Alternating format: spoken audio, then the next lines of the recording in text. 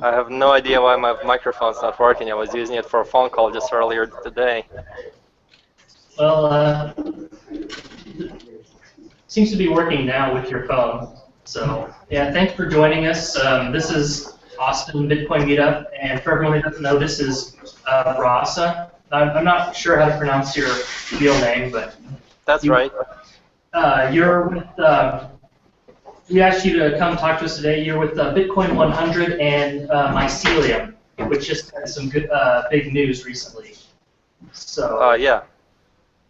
Hi guys, I've probably seen you just a couple of months ago. I was at the Texas Bitcoin conference. Your guys are in the same place, right? Yes. Okay. Yeah, there's several of us here who are at the conference.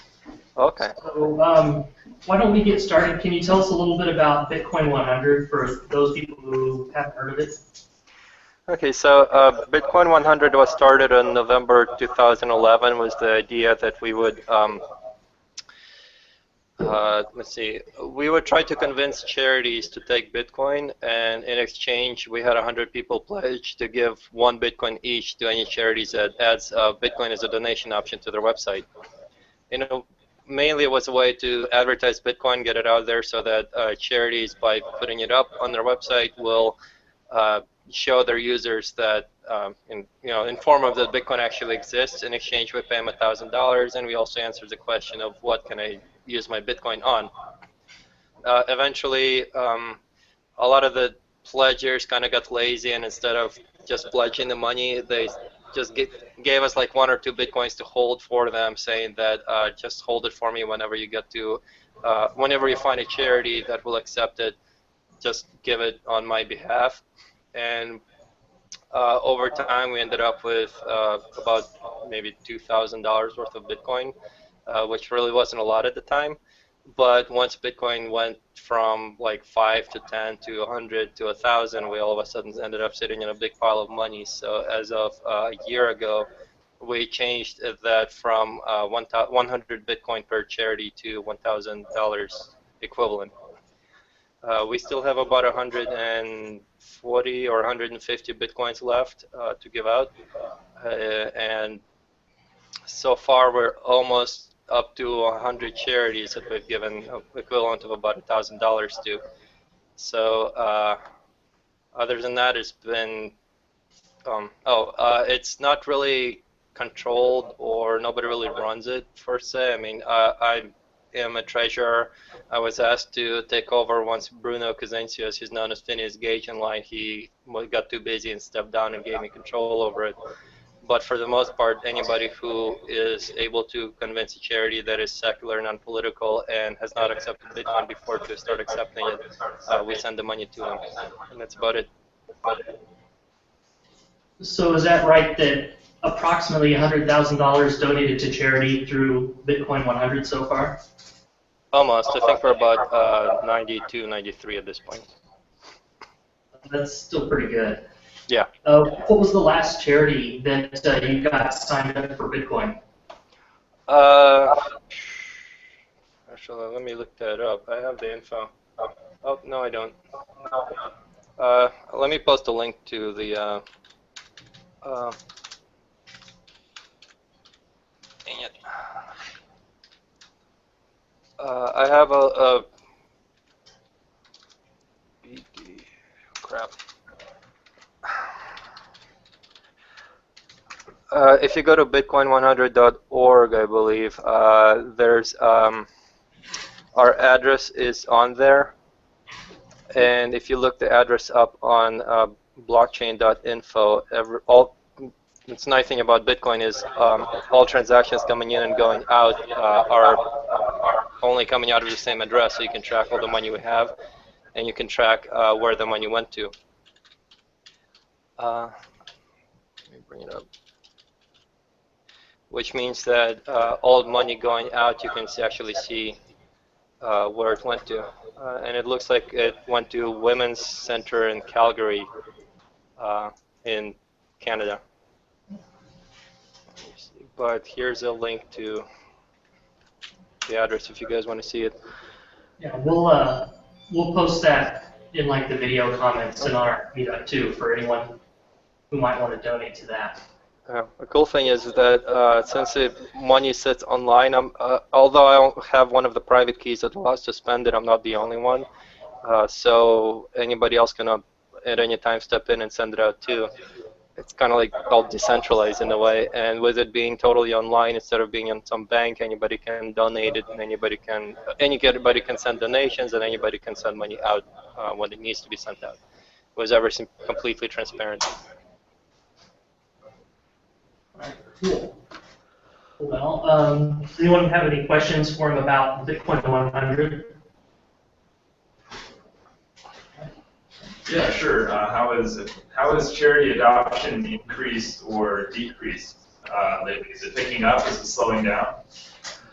Considerably picked up. In the first year, we did maybe 8 donations total, mainly because whenever we came up to a charity saying, hey, you do this, we'll give you $1,000 or whatever, their first reaction would be, what kind of a scam is this, and what's the catch? And most of them never heard of Bitcoin before, too. Last year, we did, actually, just from mid-July to about December of last year, we did about 40 or 50 charities in just a few months. And at this point, there's actually more emails coming in asking for requests than I'm able to keep up with. So it's been a massive increase. Nice. Does that mean that like the Bitcoin 100 as an organization could use extra volunteer help? Yeah.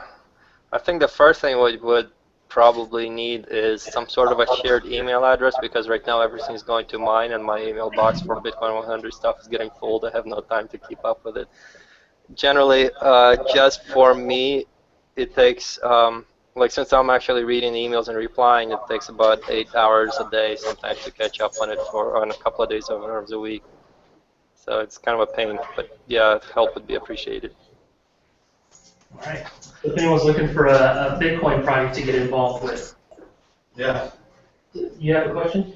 Yeah, who should a charity contact? What's the email address? For now, they're all contacting my email address. I would prefer if it was some sort of an address mailing list that a couple of people had access to that they could take care of. How do you define non-political? If you go to bitcoin100.org, all the contact info is on there. I think you missed your question. How do you define non-political? I'm sorry, what? How do you define non-political? How do you define non-political? Yeah. Not associated with a political party or some government, I guess. Okay. Generally, like, Ron Paul revolution would not qualify. Anti-war is okay because it's not really political, it's just anti-war, I guess, but something that's for a specific political party, that would not qualify. And also, we prefer to be a charity as opposed to just a nonprofit because, for example, RIAA is a nonprofit, but we would never give them any money. It's a Recording Association of America. Yeah. What kind of like official certification, such as 501c3, 501c6? What else do you look at? We don't look at that. We generally check their website's history, make sure, and the charity's history, make sure they're actually an established charity. The main thing we're concerned about is that it's not something that somebody just started up recently just to get $1,000 out of us. Yeah.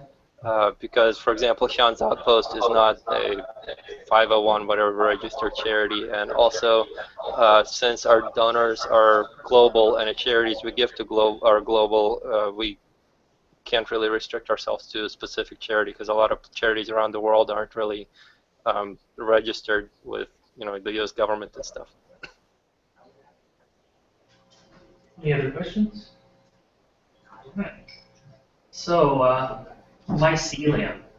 You just announced something that I've personally been waiting for a very long time, and that is a mobile wallet that does not reuse addresses, and it's a real wallet.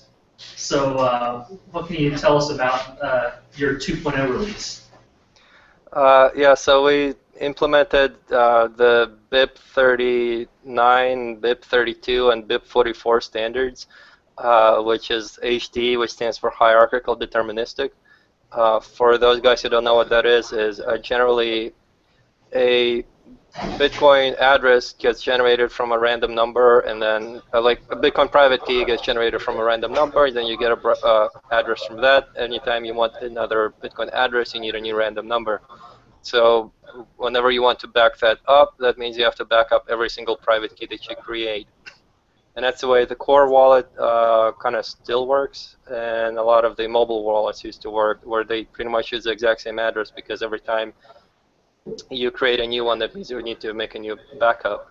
HD, which is hierarchically deterministic, which was defined by BIP 32 and expanded with 44. What that does is it creates a single random number just once, and then your first Bitcoin address would be derived from that random number plus like a hash of it. The second address would be that same random number plus the next hash, and so on. So all the future Bitcoin addresses can be derived and restored with that single key. The seed is what it's called. So the benefit is that we can create pretty much as many Bitcoin addresses and even wallets of those addresses as we want from that single seed, which gives us the freedom to create a new address every time you send money or every time you receive money. The backup is a lot easier too, because we just write down 12 words and that's it. So why would people want to use a different address every time they add Bitcoins to their wallet? Bitcoin 100 uses a single address. Because of that, everybody can see all the money that's going into our account and all the money that's going out. But generally, that's probably not something that other people want to do with their personal financial information. With a single address, if you send somebody money, they know what your address is, and that means that they can see all the money that you have ever received and all the money that you've ever spent. With HD wallets, where the addresses are generated for every new transaction, whenever you ask to receive money, it sends it to a new address that's never been used before, so whoever sends you money will not be able to tell what other money you had beforehand.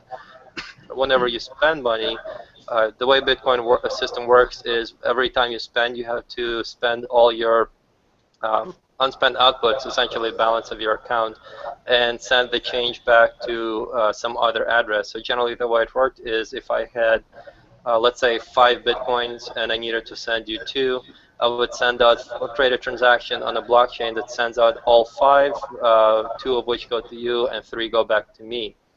With the new system, every time you send money, it creates a new address for the change transaction. So on the blockchain, from my address, I would send out 5 Bitcoins.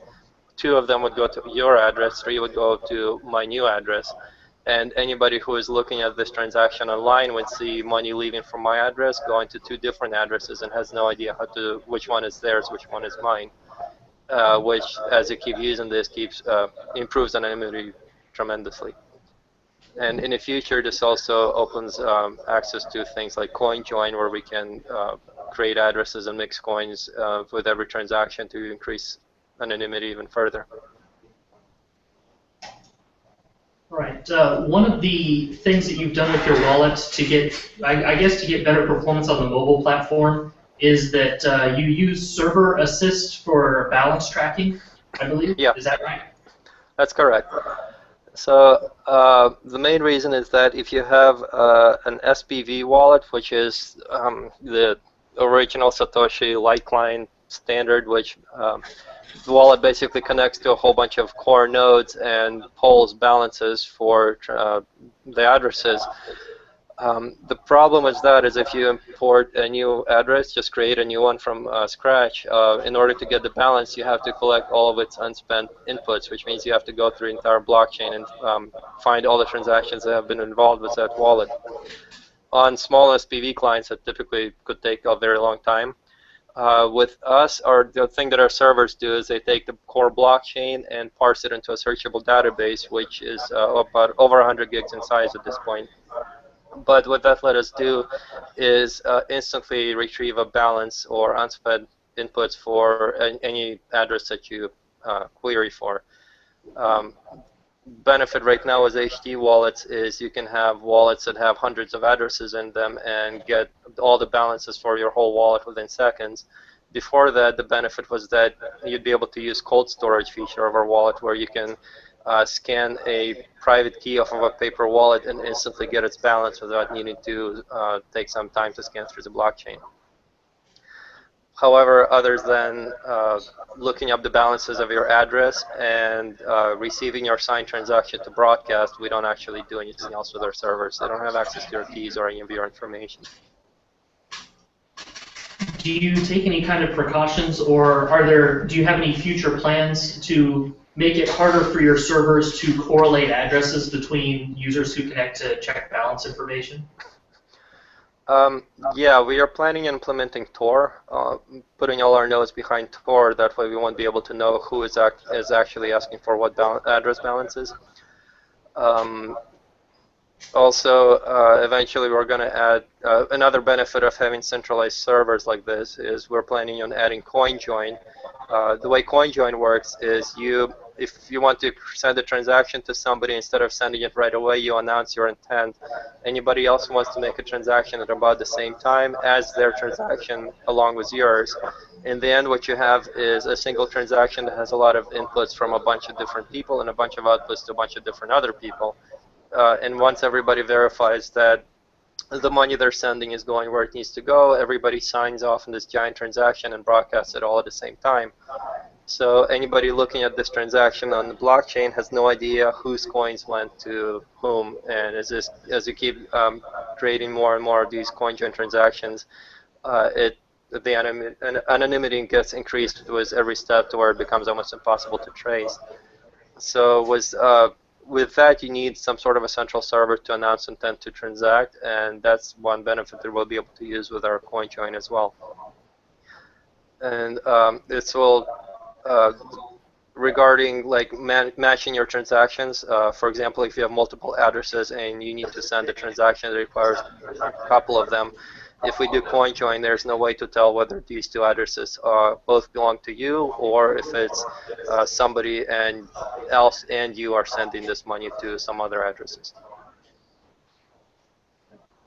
I guess the question I had was, let's say your wallet has 3 addresses that have unspent outputs in it. Does it query all 3 in one batch, or does it send 3 separate queries? I mean, what kind of there seems like there would be a trade-off there between performance versus correlating, privacy reduction correlations. Okay, I think we send 3 separate queries, but I'll have to verify that with the text. I'm not entirely sure myself. I get what you're saying. Like if you have, 10 different addresses and they all have balances and you end up querying all of them, yeah, I'll have to verify how we keep from associating with that with you. I think we might use Bloom filters or something, but I'm not entirely sure. Okay. Anyone have any other questions for him about Mycelium? Is there a limit to the amount of addresses that it generates before you have to start with a new key, or? Can somebody closer to a microphone repeat that, please? He said, what's the maximum number of addresses in an HD wallet? It's more than your wallet can handle, more than your computer can handle. Something like, I forgot the number, but it's like some number raised to some other really massive number, so it's effectively unlimited. Anyone? When will CoinJoin be available, do you think? Can you repeat that, please? When will CoinJoin be available? The next steps that we're going to be working on is, now that we're finished with HD, we're just polishing it up. We're actually going to go back to local trader, which is a function of our wallet that kind of works like local Bitcoin that's built into the wallet. We released that in May, and we have had a couple of requests for a couple of fixes and new features, so we're going to work on that for probably the next month or so. After that, we'll get back to moving everything to Tor and implementing CoinJoin. I'm not entirely sure. Hopefully within a couple of months. Hopefully it won't take too long. For those who don't know, local trader is imagine local Bitcoin, but all your coins are staying on your phone instead of being uploaded to a central server as an escrow. And all the communications that happen, like where to meet, what time, is done phone to phone and encrypted using your private keys. So in that sense, we also don't get to, we don't get any logs of anybody's communications, unlike local Bitcoin. As for like the future stuff as CoinJoin, right now we're almost done pushing out Mycelium Entropy, which is a USB device that prints paper wallets. And we're almost also finishing up on our Bitcoin card, which is a credit card size hardware device, hardware wallet. We're hoping to push that out by the end of the year. So we'll try to get CoinJoin out soon, but we have a lot of things on our plate right now too. Other stuff. What about stealth address support, or at least sending to stealth addresses? We do want to add that too, as well as BIP70, which is merchant protocol that BitPay, Tony Gallipi has been bugging us over and over with. So we do have a lot of things on our plate. With stealth address, I think we were going to have to get Amir Taki to help us out with that one, because we don't really have the expertise in-house for it yet. But yeah, all of that is basically planned. It's just not entirely sure when. By the way, let me see if I can. Any other questions? What are the, say, like 3 biggest advantages of the new Mycelium wallet for the end user? Greatly increased privacy, anonymity, if you want it. We added labeling transactions too, so if you're like me and use Bitcoin for everything, it makes it easier to remember what the heck you spent your money on. With HD wallets, it's not completely out yet, but it's part of the code. We added Bit ID there too, so that's going to be possible as well soon. And the standards that we use, the BIP32, BIP39, and 44, they're the same kind of standards that eventually will be used with Electrum and Dark Wallet. Right now they can be used with Trezor, so basically it's the same standard that you can import your keys elsewhere. Does that mean that you could create a wallet on a Trezor and import, like, say, a watching-only copy into Mycelium? We don't have watch only, which is XPub and XPriv, is what it's called for HD wallets. We are going to implement those soon, not quite yet. Right now what you can do is if you lose your Trezor, you can get your coins out by importing the same key onto your Mycelium wallet. I'm a big fan of the animated marketing campaign that you did. Yeah? Yeah, it's fantastic. Are you going to do that again for the new release? Not for the HD one. That was more for new actual services. With the HD thing, it's basically like in the background where if you're using it, you really shouldn't really even recognize it. It's totally fantastic. It is. We have several fans in the Austin Big Club. Okay. Bitcoin meetup. Yes, we'd love to see another one. Oh, hey, this might be exclusive for you guys, but from our boss, the general fact that we are going to have an iOS version is fine to communicate. Oh, really? Don't know when, but yes. iOS version, iPhone version. Oh. Yeah. Wow.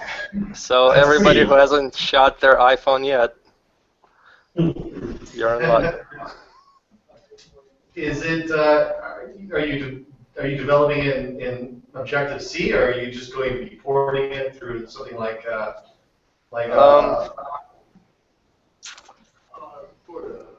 I'm not sure. It's somebody working on the side of our team, not our core team. So I'm not entirely sure.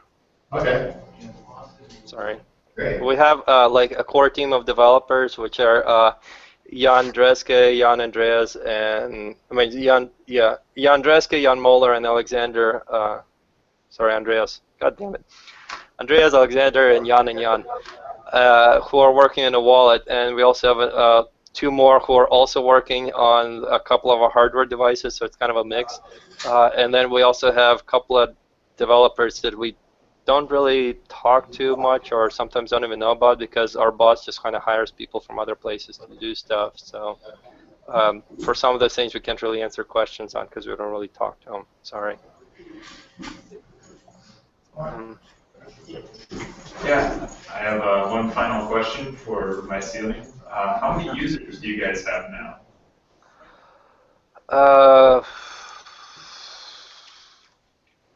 Let me see. I'm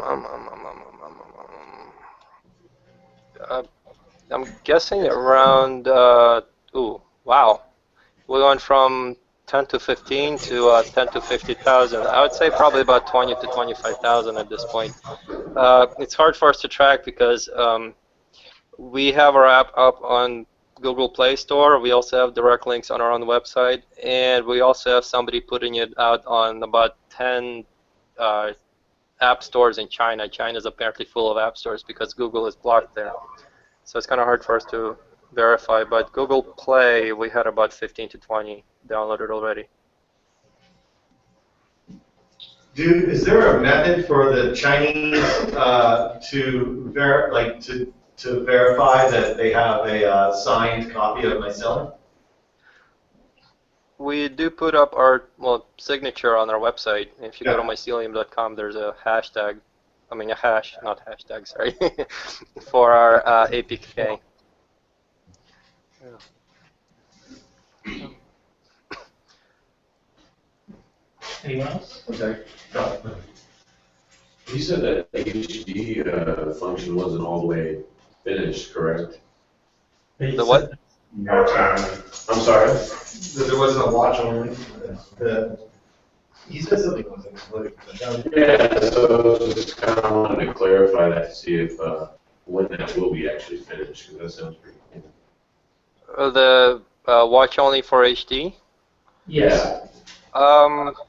I'm not even sure if this is something that we will finish before we start going back into local traders. So it might be something will be out within the next couple of weeks by the end of the month. So it might be something that we're going to have to do a little bit later. I'm not entirely sure. Actually,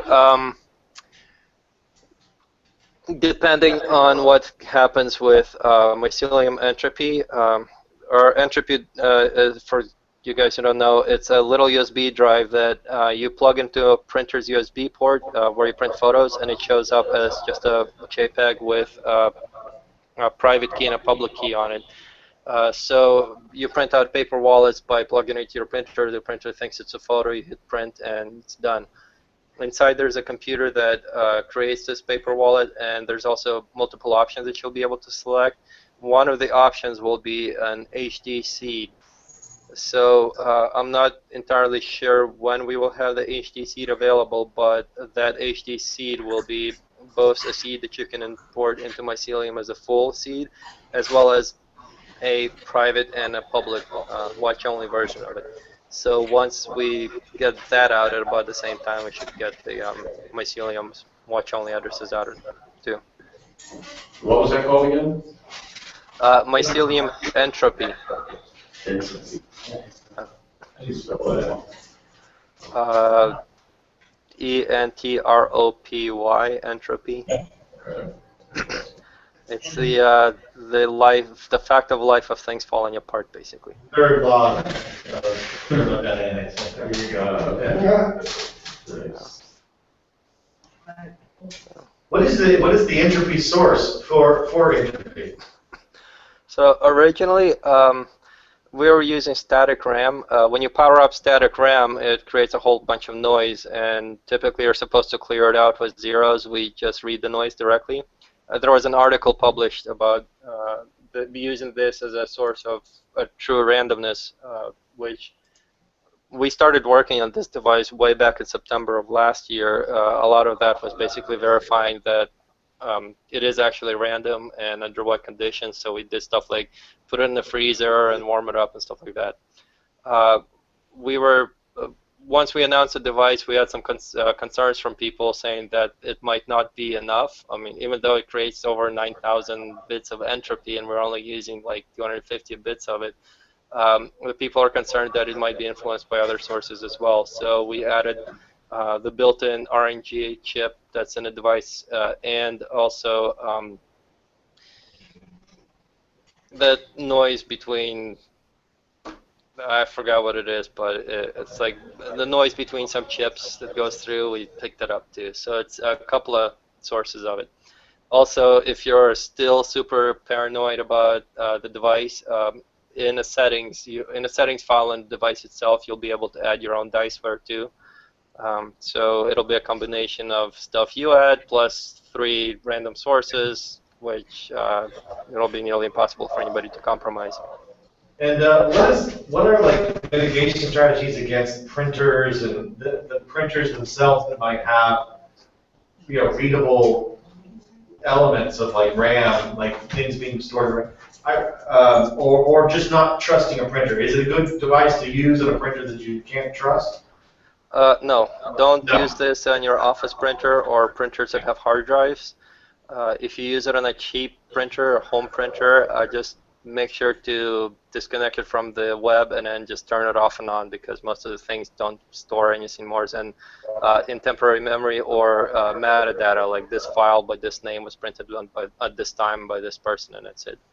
So generally, big printers avoid, cheap printers should be good. Cool. All right, if there's no other questions, thanks for taking the time to talk with us tonight. I know you just got done traveling, so we appreciate that you... You look like you're in 2 different time zones in the back. The background, your clocks. Yeah, that's my home office for Mycelium is in Vienna, Austria, so I need to know what time it is over there, as well as what time here. Typically, that means I have meetings at 8 in the morning or sometimes at 4 in the morning, but yeah. Well, the weird thing is that the minute hand is off. It's like, is it like 35 minutes difference? Yeah, like, okay. All right, so one of them's right. No, they're both 17. Well, no, on our left, stage left, yeah, like one of them's at 45. Gotcha. Yeah. There you go. 3 blocks behind you, yeah. Yeah, if you turn around and look behind you, we're talking about those clocks. Oh, those clocks. Yeah. I'm sorry. That's Japan, Vienna, and here. There came IKEA clocks, so they're a little bit off. Blame it on IKEA. All right. But yeah, I basically when important things come up, I need to know whether I can actually text the guys over in Vienna and let them know, hey guys, fix it, or whether they're already asleep, and I have to take care of it myself. All right. Yeah, well, thanks for joining us. We're going to let you go, and then we're going to do a workshop here where we help anyone who doesn't have a Mycelium wallet set one up yet. Okay. Yeah, we've been waiting a long time for a good HD wallet to finally come out on mobile, and now we can have that workshop. That's cool. Thanks again for joining us. Okay, what are you guys doing? Another Bitcoin conference in Texas sometime soon? It's fucking freezing here. I don't want to be here anymore. There is going to be a conference in March. Okay, that's good. Yeah. I'll just freeze my ass off till then. Well, talk to you later. Thank you. Bye, guys.